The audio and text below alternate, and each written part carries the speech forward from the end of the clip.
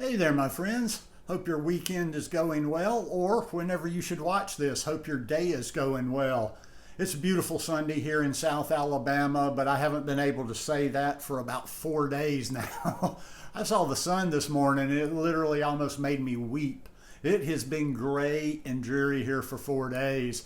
And I was starting to get a little bit cooped up. The last time I went for a walk. I do a lot of walking, and I went for a walk Friday morning, and then the rain set in. It had already been gray and somewhat rainy for a couple of days, but then it set in to where basically all day Friday and then all day yesterday, hardly got out of the house. So it felt really good to get out and walk a little bit this morning. And my walking has kind of inspired this talk today, which is everyday mindfulness lessons, and just trying to get people to stop and pay attention in their daily life, because that's really what mindfulness is. And I have my walks have definitely taught me that lesson.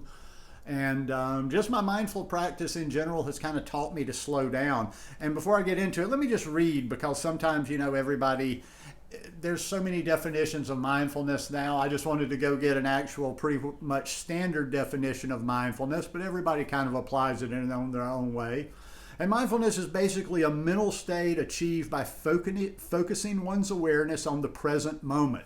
That's what it's about, the present moment. There's only here and now. Here and now. We can't live in the past. We can't live in the future. We can't do anything about the past and the future. The future is just a memory, and the past is just a memory. And a lot of times the past, even our memories are not like crystal clear. They're distorted. And the future is just kind of a guess of what will come. So here and now, what's in front of us.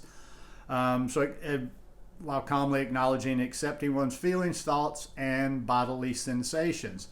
So when I go out for my walks, I routinely will just stop. Sometimes I have to be careful because I'm walking out in public or I'm walking in a park somewhere, and I catch myself stopping and talking to a squirrel. And then I have to kind of do a look around to go like, oh, wait a minute, especially kind of the way I look. I can probably look a little crazy to some people. They might be calling authority saying, hey, we got a weird looking dude out here talking to squirrels. But no, seriously, I stop and like when I see a squirrel out walking, I'll generally stop and just watch him.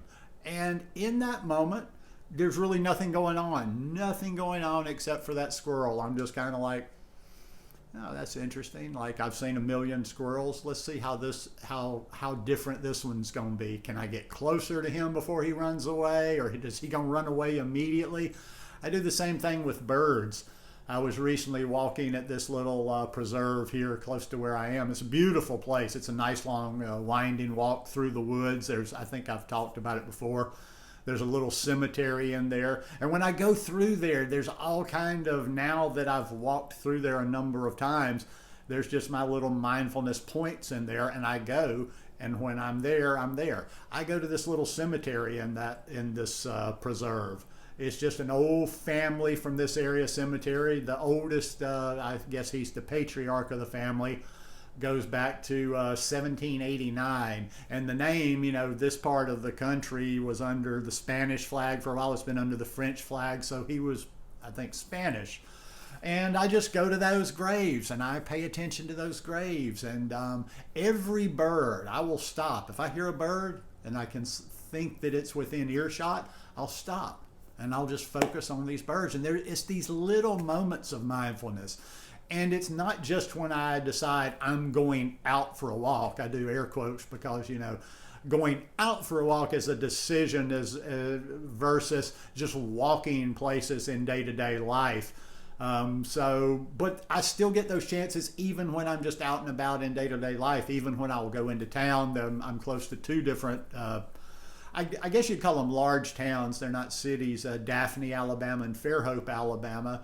And Fairhope's a real pretty little town. They're very good about keeping the streets really nice. They have little boxes of flowers there. There's tons of flowers. There's just lots to see. And I'll do that. And I'm that guy that I will actually, I don't know that I've ever stopped literally and smelled a rose, but I will stop for flowers. I will stop for flowers almost every time I pass by a flower and just look at it, notice it.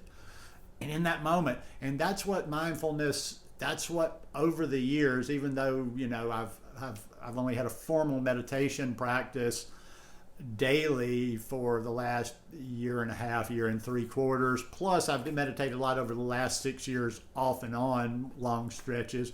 But mindfulness, I've been aware of it for a long time, and just the more I'm practicing, the more I'm aware, the more I notice those little things, and the more that they actually catch me when I walk by. I don't miss things, that a lot of people miss. I heard. Back to that little preserve I walk in. I was walking about 2 weeks ago, and I heard this real deep owl. And this one I hear owls in the area a lot, but I've never seen one since I've been down here.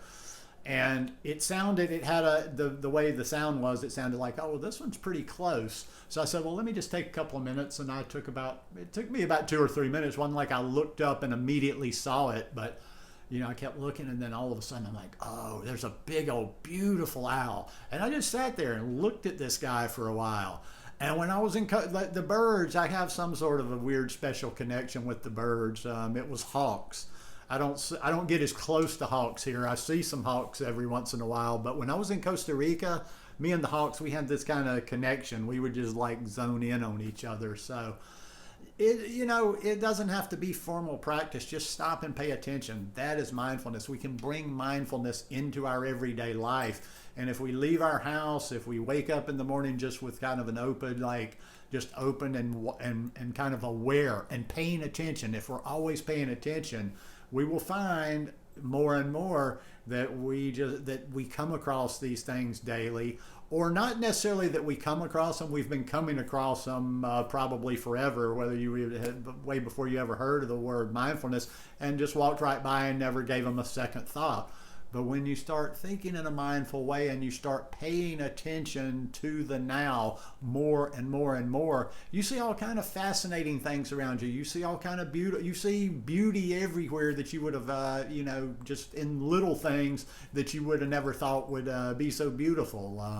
There's a lot of, especially this part of the country, there's a lot of weeds that are beautiful. There's basically what's considered a weed around here. I don't know the name of it. That's got little purple flowers on it. There's weeds with beautiful yellow flowers on it. So, it doesn't have to be a very, like a rose or a very exotic flower. It can just be the smallest things, but just take it wherever it is, because, and then when you really kind of open up to this mindset, you'll find that there's just extraordinary things everywhere you look. So anyhow, just thought I'd share that on a Sunday morning. Just kind of felt like talking about mindfulness a little bit. Hope you guys enjoyed it. If you like it, please give me a thumbs up. If you're watching this on Sunday when it comes out, have a great next week, and we'll see you here soon. Peace.